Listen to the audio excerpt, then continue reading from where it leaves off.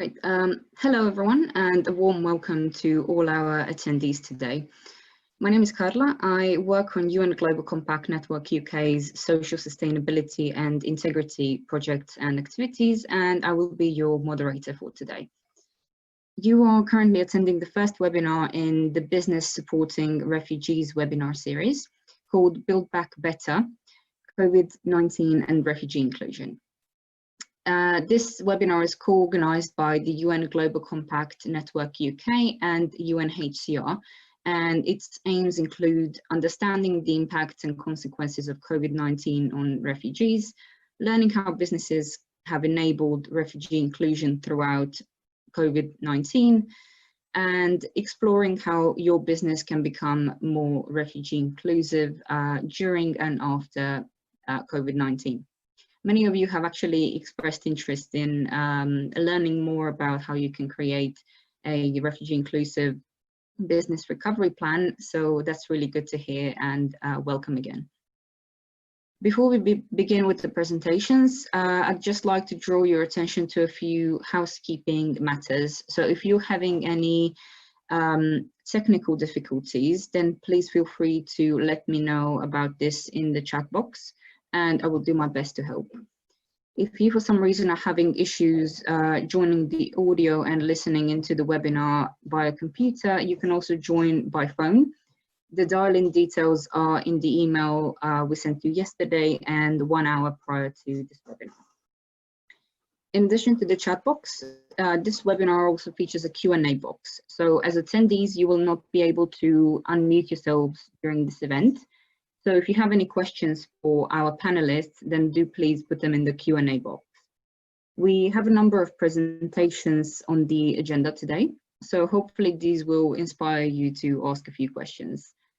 So let me just move on to our great speaker lineup for today. And we will now briefly introduce everyone, starting with Steve Kenzie. So Steve is the Executive Director of the UN Global Compact Network UK, and he's managed the UK Network Secretariat since 2007, connecting UK companies and other organizations in a global movement dedicated to driving corporate sustainability and the UN Sustainable Development Goals. He's been leading the UN Global Compact Regional Network Council for Western Europe and North America since 2018. And he's also a member of the steering committee of the Principles for Responsible Management Education. Steve has also recently been elected as co-chair of the UN Global Compact Global Network Council. And as such, he sits on the UN Global Compact board. And he represents the 69 local networks of the Global Compact from around the world. We also have Laura Paduan on the line. Laura has been a spokesperson for UNHCR for 12 years, and she's been working on parliamentary advocacy and communications on domestic asylum policy and international displacement issues. She's based in the UK, and she's worked on missions throughout Europe, the Middle East, and Africa. She co-chairs the Families Together coalition of more than 50 organizations campaigning for fairer family reunion rules for refugees. And she's also a visiting lecturer at a number of UK universities. We also have Caroline Legros. She's the head of corporate partnerships at UNHCR. She has over 17 years of experience working in international development and humanitarian assistance with the UN, and she joined UNHCR in August 2019 as head of corporate partnerships. Prior to this, Caroline has worked with the UN World Food Programme in China, India, DPR Korea, Iraq, Jordan, and WFP's headquarters in Rome. We also have Hisham El Ghazar on the line. So Hisham is the chairman and CEO of Yadawi, and he's a sustainable development consultant for micro, small and medium manufacturers and exporters in Egypt. For 18 years, Hisham has been the CEO of his own social enterprise in the Egyptian handicraft sector, Yadawi. Yadawi is a UNHCR partner, and it works with a multicultural group of refugees from Syria, Sudan, and Ethiopia called Nilfurat, who work side by side with local Egyptian women in Cairo. The group craft handmade high-quality aprons and towels from Egyptian cotton and other local fabrics, and each item reflects the personal stories and skills of the artisans, which are currently sold through the Made 51 online shop. And finally, we have Oisin Walton. Oisin has been leading the Instant Network program at Vodafone Foundation since 2011. This program has delivered communications to hundreds of aid agencies and millions of victims in 20 emergencies worldwide, leveraging technology and the expertise of a group of over 50 Vodafone employee volunteers in 19 countries. He also leads the Instant Network Schools program, which uses technology to support quality education in refugee camps in partnership with the UN Refugee Agency.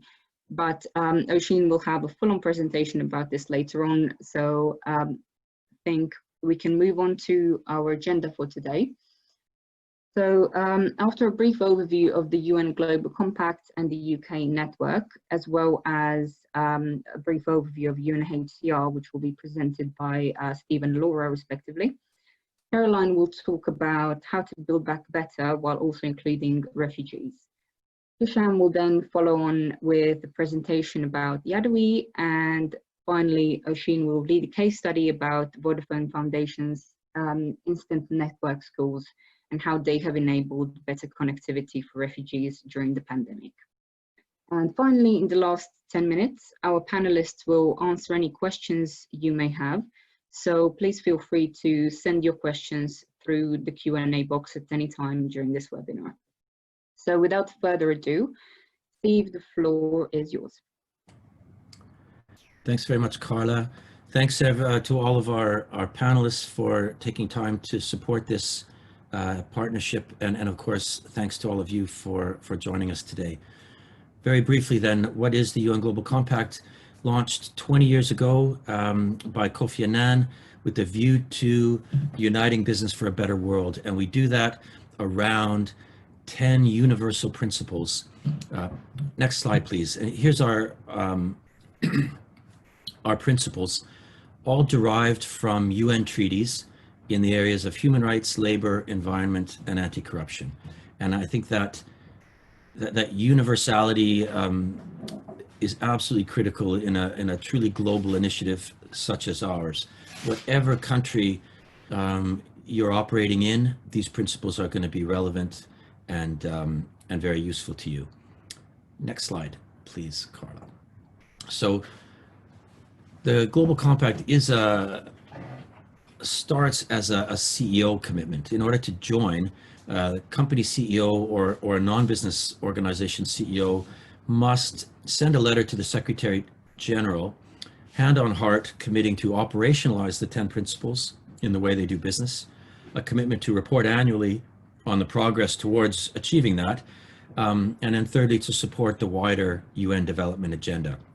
So obviously, having made this commitment, we fully expect our participating companies to be very interested in this particular agenda on a number of levels. Next slide, please. Here in the UK network, we support UK-based organizations that have signed up to the UN Global Compact through a fairly extensive program of activity covering off the very wide range of issues that are raised by the 10 principles and the SDGs. If you're not already working with us, then do please have a look and give us an email, and we'll follow up with you promptly. I think our many members will agree that there's good value in that for you. Next slide, please. Like all of you, we are particularly concerned about building back better, and we think it has been a horror on many levels, this impact of this virus, and nothing can mitigate that. But there have been a few small positives, perhaps. We saw the world's carbon footprint really plunge during this period. We've seen ways in which we can work more effectively online with less of a carbon footprint and arguably much more inclusively. And so we are really keen to find ways to retain some of the learning that we've done during this unique time, hopefully, and lock that into the way we do business forward. In the spring, we convened a letter to the Prime Minister of the UK,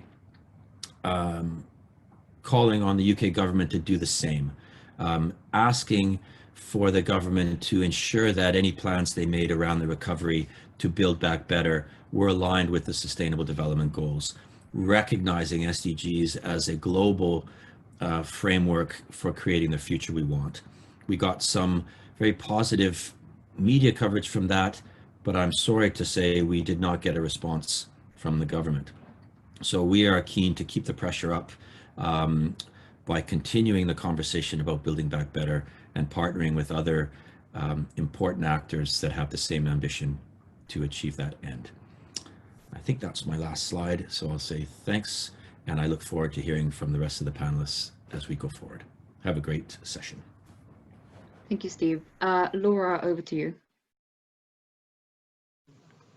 Great, thank you so much. So just a very quick overview from me about UNHCR, who we are and what we do, and some of the context that we work in. So if we go to the first slide. So about UNHCR, we are the UN agency that protects people who are forced to flee due to conflict, persecution, and we work in emergencies delivering aid, shelter, food and water, and importantly, we also safeguard people's human rights. So that's primarily the right to asylum, but also the right to a nationality. If we go to the next slide. And UNHCR was created in the aftermath of the Second World War, where there were 3 million refugees who were displaced across Europe, and countries came together and decided that this shouldn't happen again, and decided on the framework for it, for a global international asylum law, which is based on the 1951 Refugee Convention, and that sets out the legal definition of a refugee, which is someone who has a well-founded fear of persecution because of their race, religion, nationality, political opinion, or membership of a particular social group. And since 1951, our remit has expanded to cover refugees not just in Europe, but around the world. We now work in 135 countries with over 17,000 staff. We're funded almost entirely from voluntary contributions. That's from individual donors, government, and the private sector. This slide shows a snapshot of the global data around displacement from our Global Trends report that was released in June, which covers last year. We are facing a situation of around 80 million people around the world who have been forced from their homes. That's around 26 million refugees, over 45 million people who are internally displaced within their own countries, more than 4 million asylum seekers, and there are other categories there as well. You can see from the graph that is a sharply rising trajectory of displacement. So it is one of the major issues that's facing the international community, and to provide solutions, we really do need to work as a global community to come together to provide solutions. Next slide.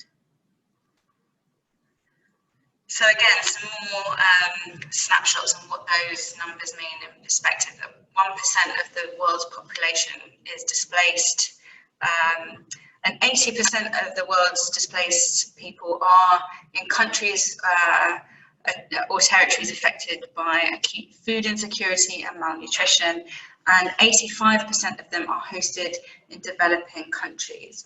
The thing that almost every refugee that I've met has told me is that what they want above all else is to go home when it's safe to do so. No one chooses to be a refugee. It can often happen overnight, very short notice. People have no choice when it comes to fleeing. It's different from economic migration. And the majority of people who do flee their homes are either in the same country, or in a neighbouring country, so they can go home when it's safe to do so. Very few of them then move on to other countries because they feel it's not safe in their first country of asylum, and we'll come on to the situation in Europe.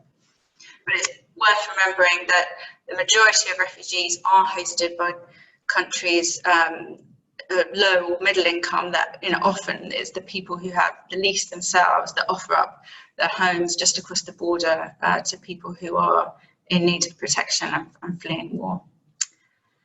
Next slide. So some of the recent situations around the world that have caused this upturn in displacement. The situation in Venezuela is the largest exodus in the recent history of Latin America. And around 3 million people have been uprooted because of the economic situation, because of poverty, but also because of political unrest and human rights abuses. Many of them have fled to Colombia and Brazil and other Latin American countries. Next slide. The war in Syria, as everyone knows, has been ongoing now for more than 9 years. This picture was taken just a few weeks ago after these Syrian refugees who were in Lebanon, who were affected by the blast that happened in the city. So UNHCR has switched our operations from trying to identify people for assessment to emergency aid and shelter for people who have already been through so much, but now again have lost or temporary homes that they did have in Lebanon because of this blast. But in Syria, the war is continuing. More than 5 million people have been uprooted from the country. Inside Syria, there are around 6 million internally displaced people who are dependent on humanitarian aid. And then last year, more than 750,000 children missed an entire year or more of school, which many of us as parents have been experiencing. Our children out of education for a few months. Just the idea that children would never be able to start school or finish secondary education is just an unimaginable loss for an entire generation of Syrian children. If we go to the next slide. Yemen is the world's largest humanitarian crisis. Almost 19 million people are in need of some form of humanitarian assistance, and that's 70% of Yemen's population. Again, a country that is being affected by the coronavirus, that is very, very difficult to access the populations there because of getting entry into the port, to access various parts of the country. It's a hugely challenging aid environment to assist people. Getting medical supplies, water, etc., is an enormous challenge for our staff there. And we have a current appeal. Moving on then to the situation in Europe. So this picture is taken of people who have been crossing the central Mediterranean on an overcrowded boat. This is a phenomenon that we've seen in the last 5 years. So people have been arriving across the central Mediterranean and the eastern Aegean. Again, what they're fleeing is war, persecution in different parts of sub-Saharan Africa. Many of the migrants who are travelling across the central Mediterranean route have been held in really grim situations in detention in Libya. Others crossing from Turkey to Greece or escaping war in Syria, Afghanistan, Iraq. But the response in Europe has been challenging. We've seen the rise in nationalist parties across Europe, rise in xenophobia, harder lines from mainstream parties being adopted on migration. We've seen human rights activists criminalised. Boats haven't been allowed to dock in ports across Europe when they've picked up migrants rescued at sea. We've seen the European search and rescue capacity stepped back, and in hostile environments across Europe. So the response has been alarming. Coming on then to the UK, this summer has seen an uptick in the number of people arriving by boat. So this was an image taken of refugees and migrants who were intercepted by the UK border force crossing the English Channel. So currently the numbers of people arriving to the UK, of asylum seekers, aren't actually going up. I think that's an important point to remember. What's changed about the crossings is the means of transport. So because of coronavirus, the number of lorries passing through the Channel Tunnel has dropped, and that's meant that smugglers are using different tactics to get people to the UK. So the movement of people has become far more visible in these boats, and that's something that the media has really zoomed in on. The images of people arriving, whereas previously it was more of a clandestine activity, people being hidden in the backs of lorries. Both means of travel are very, very dangerous. A young Sudanese man lost his life a couple of weeks ago crossing this way, but also people lose their lives coming in container crates, being smuggled in ships and across land as well. So whilst the numbers of people haven't increased significantly, it is important to recognise that the nationalities of those arriving are people largely from Syria, Afghanistan, Iraq, Sudan, people who would be seen as in need of protection because of the countries they are fleeing.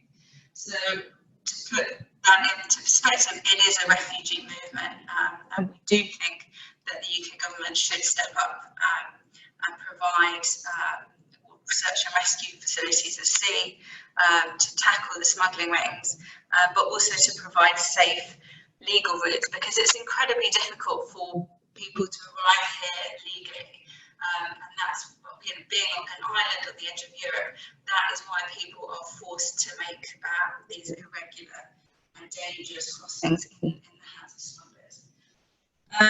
So what we think the UK could be doing differently is providing greater means of resettlement and making family reunion fairer and more accessible. So both of those pathways have sadly stopped because of the coronavirus, but we very much hope that they'll be able to, people will be able to come here via safe legal routes soon. So coming on to the last slide. When refugees and asylum seekers do get to the UK, so many people are desperate to give back to the country that's offered them sanctuary. Refugees are often some of the most brave, courageous, strong, resilient people that I know. This is a picture of Razan Al-Sus. She's from Syria, and she set up a cheese making factory in Yorkshire, providing employment for dozens of local people. But it is difficult for refugees to fit into the workplace and find employment, and there does need to be policy changes to help them to do that. So one way is to give asylum seekers the right to work. Currently, they're barred from working, and often the asylum process is very, very long, and they're prevented from working, and they lose a lot of skills during that period. We would also like to see more English language lessons to help them through that process, but also the private sector definitely has a role to play. And I'll leave it there and we can move on to the next presentation. Thank you very much, Laura. Caroline, over to you now. Thanks very much. Just to start by saying a big thank you to the UN Global Compact for giving me the opportunity to speak with you all today. It's a real pleasure.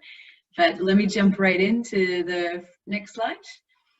I want to talk about COVID-19. It's been around us. We're all experiencing it. Almost every single country in the world has been hit by COVID-19. You know, we've all been down in the lockdown. The kids have been home from school. You know, we all have this fear and uncertainty about when this global pandemic is going to end. But I think the reality for those nearly 80 million forcibly displaced people in the world, for some of them, it's a very different reality from the COVID-19 that we're experiencing here. So, you know, it's very hard to social distance when you're living in crowded circumstances. It's very hard to wash your hands all the time when there's not enough soap and water. And it's very hard to make a living when you're working in precarious jobs that are being cut all the time. For example, in construction sites or making deliveries, these jobs have all stopped because of COVID-19.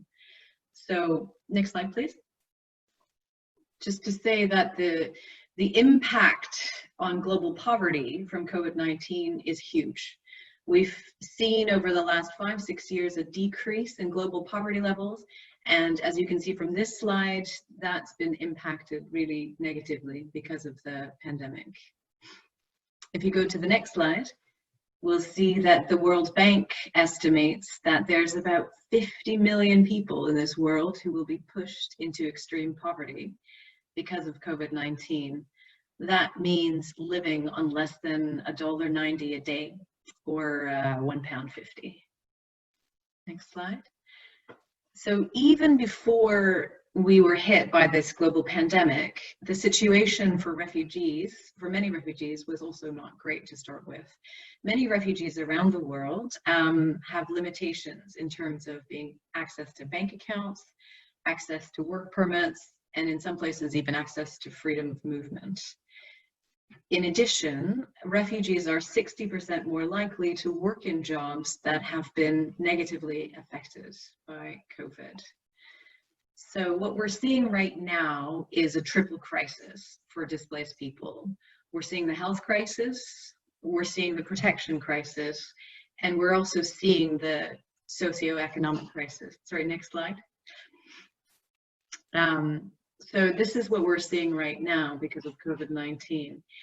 A recent study in Lebanon showed that almost half of refugees have lost their livelihoods because of COVID-19. Next slide, please.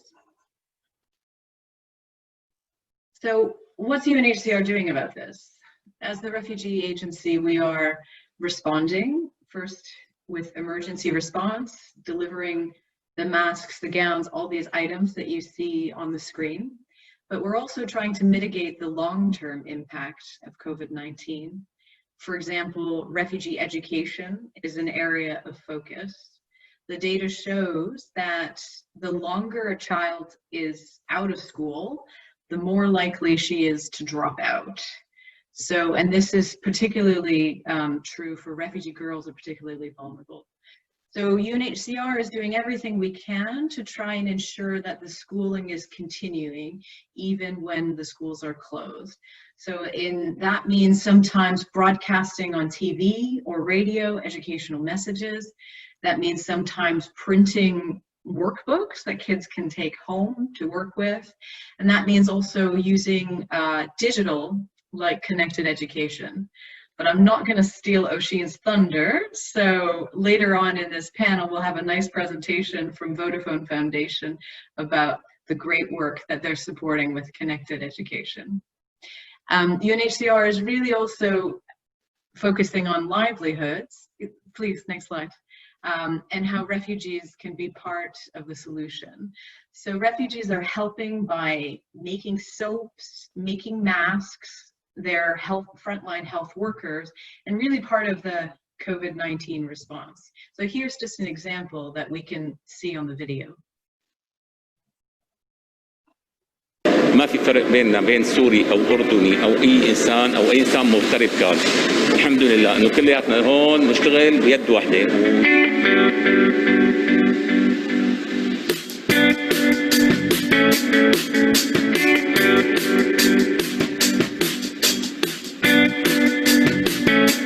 أنا لو ما عندي راتب بالكورونا كنت صراحة وضعي مزري، إنه بالنسبة لي مشان أكفي وما أعتاز حدا صراحة، يعني باخذ الراتب خلي أدفع إيجار البيت، مصروف البيت.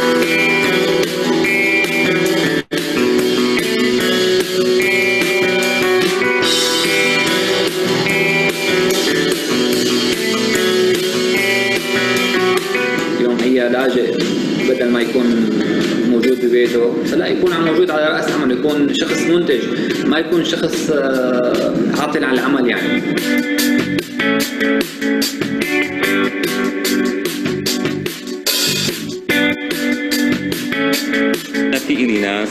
في لي ناس معهم تصاريح اعمال وكان وضعهم مزري صراحه. هلا بالوضع الكورونا قعدوا فتره منيحه، ضلوا شيء شهر وشوي، اقل من شهر وهن في البيت موجودين.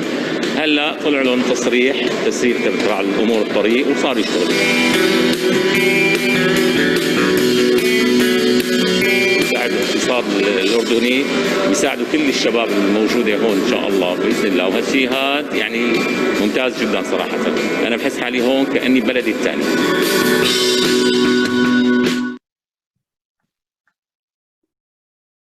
Thanks. So we really see that refugees are part of the solution. The private sector is part of the solution as well. And UNHCR has been working with a number of different private sector companies over the years and for the refugee cause. And one good example of that is our work with IKEA. IKEA has supported UNHCR with millions of dollars over the years. And one of the things that they're really helping us is with changing the narrative on refugees. They've committed recently to training and employing over 2,500 refugees in their shops across 30 different countries. You know, refugees are part of the solution and not a burden. So this is the wonderful support that IKEA is providing to UNHCR. So this is just one example of how businesses can help build back better after COVID. But the question is, why should companies care? I mean, we see the moral reason, that's clear, but there's also a business case. There was research done by the Tent Foundation, which shows that consumers are 70% more likely to buy from a company that's engaged in refugee inclusion. Internally, companies garner greater employee loyalty and even longer retention time when they're supporting the refugee cause. So not only is it a good moral thing to do, but I think it makes good sense from a business perspective as well. Go to the next slide. I'll give you just another couple of examples before I close on working together with the private sector to build back better. So buying refugee-made things is another way that companies can support. Here's Sir Richard Branson last year promoting the sale of Made 51 or refugee-made handicrafts at the Dubai Virgin Mega Mall. That was back in December. And my last example is about financial inclusion. Currently, only about 10% of refugee adults have access to bank accounts. That's compared to over 70% of adults all over the world. So there are numerous refugees who don't have access to banking. With thanks to HSBC and Clifford Chance, it's now become easier in Hong Kong for refugees to have access to bank accounts.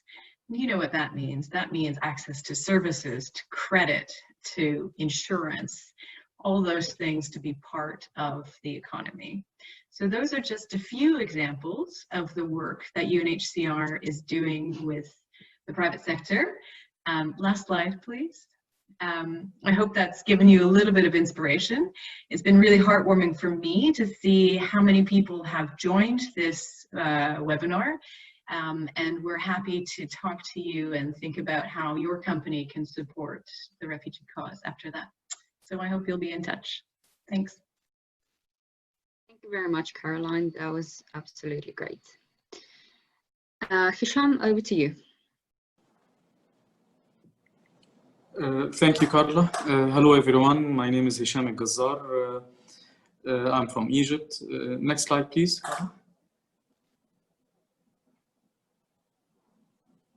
Next one. Yes, I have started Yadawi back in 2002. Yadawi is a private company and it's a social enterprise with the aim of exporting Egyptian handicrafts.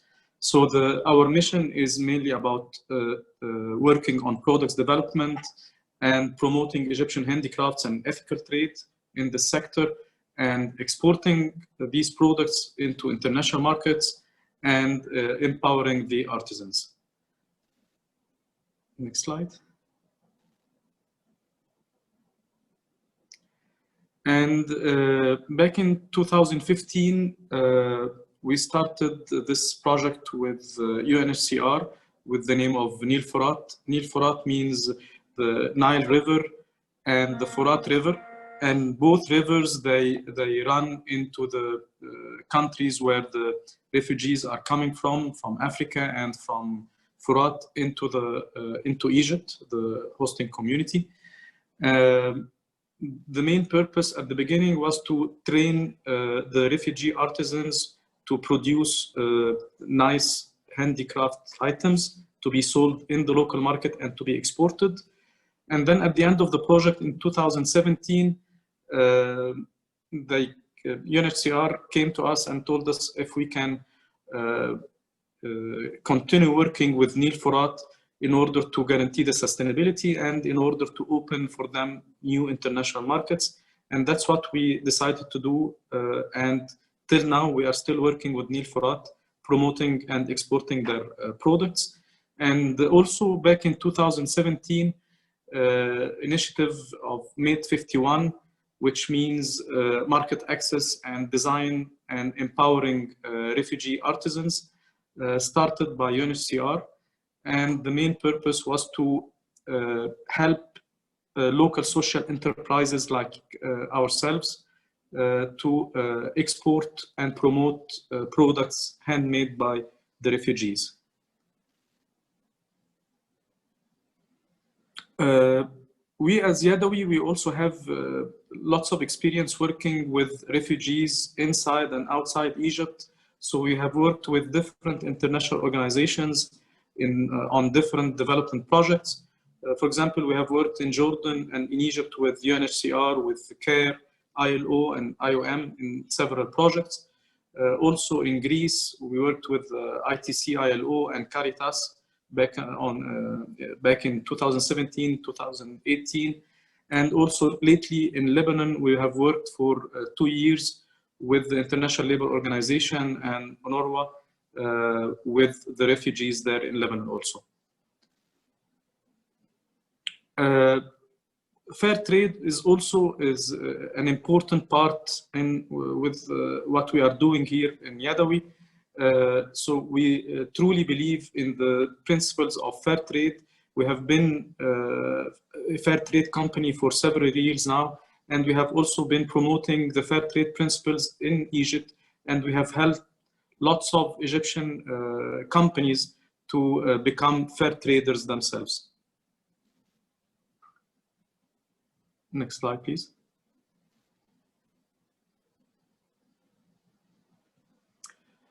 Also, it's not only about working on product development, but it's also about building the capacity of the artisans. So we have been doing that for the last 15 years. We truly believe that we have to build the capacity of the artisans to make them better people and to make them understand how to do better business. And that's what we did also with the project of Nil Furat with the refugee artisans. We have trained them on several topics related to business. And we are happy to say now that some of them, they have their own side business beside working in Nil Furat project. Next slide. And in order to be sustainable, we focus on doing lots of marketing and sales activities. So we have exhibited for the last 12 years at Ambienta Fair in Frankfurt, which is the biggest fair for home decor and home textiles products. And lately, last year, we have exhibited at Spring Fair in Birmingham, UK. And this is the photo on the right. This is our booth there. And it was really a success trade fair. But unfortunately, right after this, we were hit by the corona virus, and the whole situation was not at all pleasant regarding the sales and the production. Next slide. So to sum it up, I would like to focus that it's all about the story and the people behind the product, because most of the brands, they focus on the product, but we at Yada, we always focus more on the story and the people behind the product, and this is what we are trying to show in all our communication. And we will show you now a video about Nil Furat project.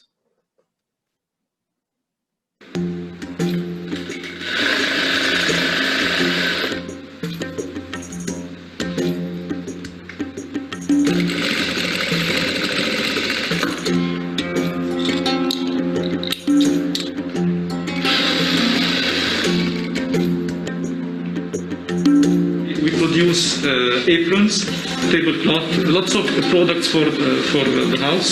But lately, we shifted to making face masks in order to sustain the income.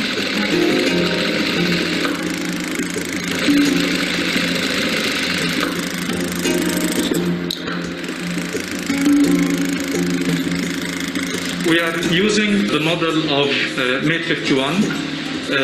Together with UNHCR to provide the artisans in Nil Furat with sustainable economic empowerment.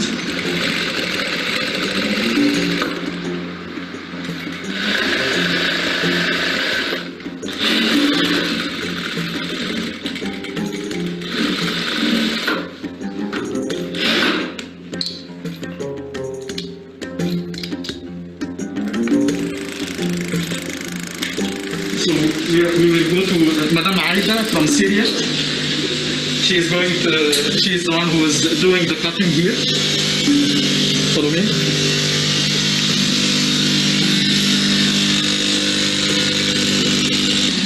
Madame Aida has been with us from day one with the project. She's from Syria. I'll ask her what she is doing and how this working with Nil Furat helped her with her life. مدام عايدة ازيك؟ انت جيتي هنا من امتى؟ اتعلمتي ايه؟ ده ساعدك ازاي في حياتك؟ انا من سوريا، جيت بقالي 9 سنين، ولما جيت كانت حالتي النفسية تعبانة قوي عشان سبت بيتي وعيالي وكده. لما جيت هنا نيل فرات لقيت حاجة تانية، حسيت بيتي التاني وهم كلهم اخواتي وعيالي، وخاصة وقت اتعرفت على جنسيات تانيين هم مصريين سودانيين واثيوبيين، والحمد لله هنا بحس بيتي التاني ونفسيتي بقت مرتاحة أكتر من الناحية النفسية ومن الناحية المادية.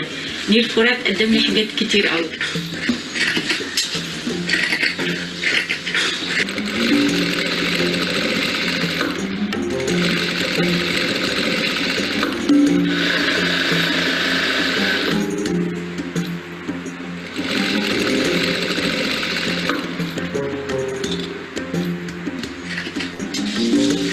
We will see where we do the sewing.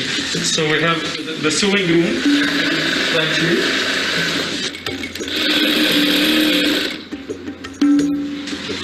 Of course, because of the social distance, we have only Mary and Kassam. Mary is from South Sudan, and she's working on sewing the inner part of the mask. This is the final mask. She is doing this. She is sewing this part now. السودان ولقي 11 سنة هنا في مصر، وبدأنا شغل هنا في نيل فرات في 2015. طبعا ابتدأ في أيامات الكورونا، الشغل كله في مركز وضع وقعدنا في البيت، لكن ربنا أقدر يعني الإجابة طلبية وتعليم نشتغل، وده عاد علينا شغل ثاني من أول جديد وبدينا نجي نيل فرات.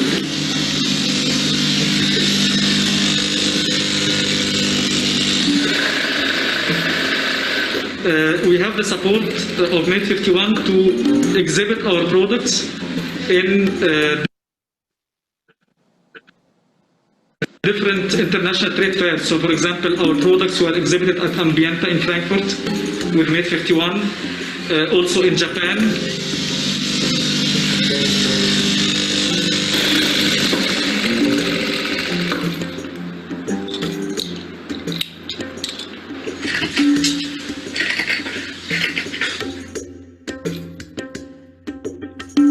So please share our posts on the social media, on Facebook, on Instagram. Go to our website. Please send us orders. This will help our artisans to sustain their income.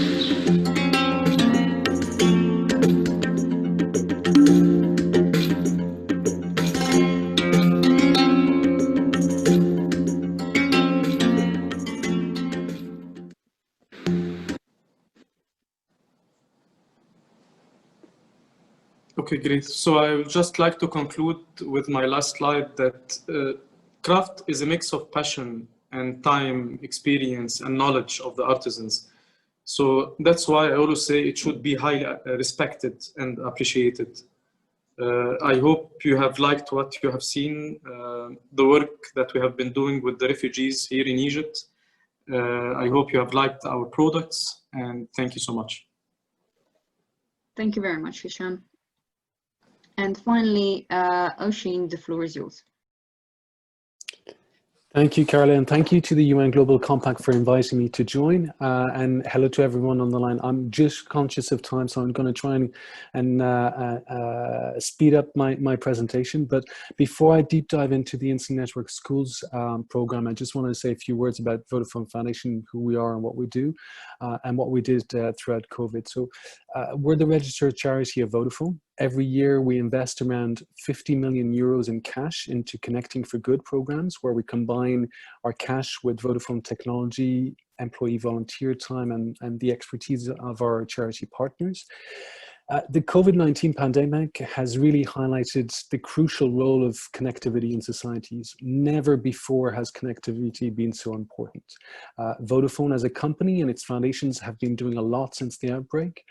On average, we've seen 70% increase in the use of our network, while our employees were also affected, with up to 95% of them working from home until very recently. In concrete terms, Vodafone and its foundations contributed an estimated 100 million euros in cash and in-kind donations, benefiting over 80 million people across 27 countries we're present in. This has been through providing connectivity for health services, key workers and vulnerable groups, and cash grants to charities.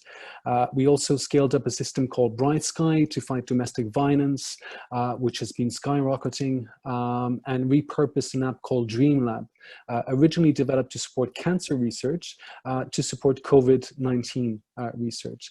So looking specifically at education, at Vodafone Foundation, we believe that every child should have access to quality education, regardless of gender, country of origin, or whether they can afford. And in the context of COVID and many students still being at home, we have been partnering with a number of organizations to increase access to home learning. So this includes learning platforms such as Udemy, Perligo, to provide free access to key digital content and support continuity in learning.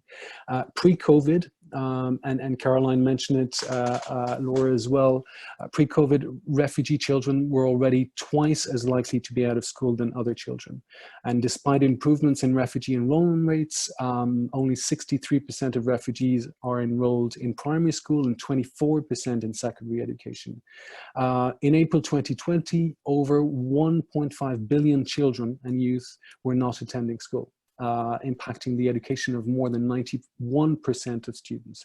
So never before have so many children been without basic structured education. One of our key programs and long-term investments is a school-based program called Instant Network Schools, which uses technology to support quality education for refugees and host communities in partnership with UNHCR. Instant Network Schools use a holistic approach and provide an end-to-end solution, so including power, connectivity, hardware, content, and training.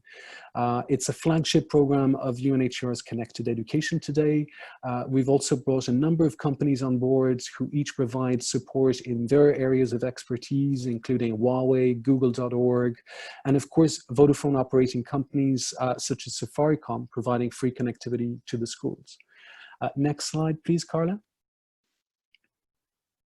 Since 2014, we've deployed 36 schools, benefiting over 86,000 refugees and host community students in camps in Kenya, Tanzania, DR Congo, and South Sudan.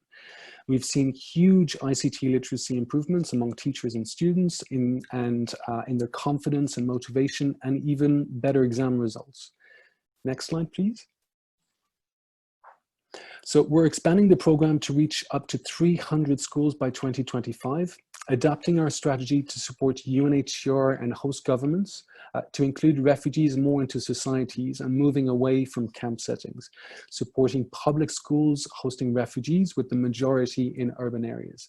This year, we'll be deploying 20 new schools in Egypt, home to our ambassador, football star Mohamed Salah, and in Mozambique. Next slide, please. With UNHCR, we aim to reach 1 million people and have ambitious impact targets, for example, to improve exam results by 25% and for 25% more students to pass secondary exams. We have numerous examples of how our INS have been and continue to be critical to refugees during COVID. I'm thinking of Dieu Merci, a youth leader in the Inki refugee camp in DR Congo. He's used INS to stay informed about COVID-19 and how to prevent its spread in the camp. He's also used it to connect with family members in the Central African Republic, where he's from, and where he fled on his own 7 years ago. Again, in DRC, Modeste Gervais, who left Central African Republic as well, at the same time with her children and 2 nephews, said INS has been vital in giving residents of the camp access to health news, as well as offering a place where they can escape and learn. In South Sudan, INS technology continues to help refugees stay connected to education and health resources, while in Greece, Instant Classroom, our digital classroom in a box, helps young refugees learn remotely during the country's lockdown. So finally, no one can achieve SDG 4 alone. So I would really like to call on companies and development organizations who share the same belief that every child has the right to quality education and that technology can help achieve this, this ambitious goal. And I hope that many will join Vodafone Foundation and UNHCR. And thank you again to UN Global Compact for inviting us. Thank you. Thank you very much, Oisin. That was very interesting and informative. And we only have a few minutes left, so I'll just jump straight into our Q&A session. So the first question we got was from Emma.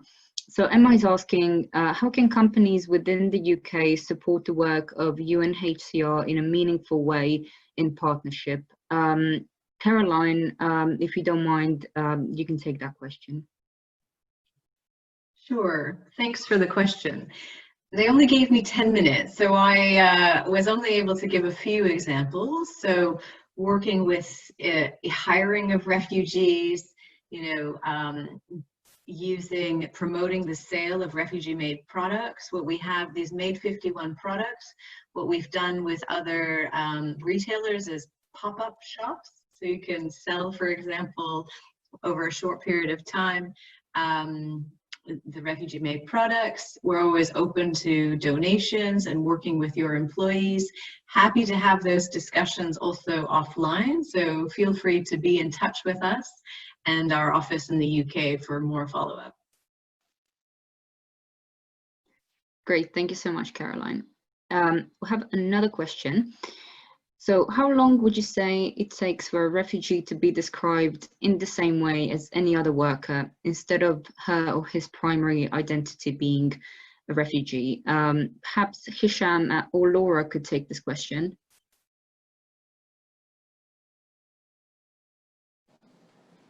Okay, thank you for the question. Well, it depends. For example, with the case of Nil Furat, it took them like around 2 years to feel that they're in the same environment like other artisans from the hosting community. Also, it depends on the background that they're coming from. If they have personal problems, and also about what did they face during them traveling to the hosting community. Was it an easy trip? Was it a difficult trip? So it's a combination of different things, physically, emotionally, and also about their previous experience regarding if they know how to do this type of work, or it's something that it's new for them and they have to learn it. Great, thank you, Hisham. Laura, feel free to jump in if you had any other remarks on this question. Yeah, well, of course, refugee is quite a reductive label, and it does refer to someone's legal status in a country. The best way to refer to someone is by their first name, and that's how we relate to people as individuals, of course. In terms of that legal status, usually there is a path towards naturalisation. In the UK, it's around 5 years, and then they can apply for British citizenship. But of course, we shouldn't see people just through the lens of being a refugee. That's a really important point.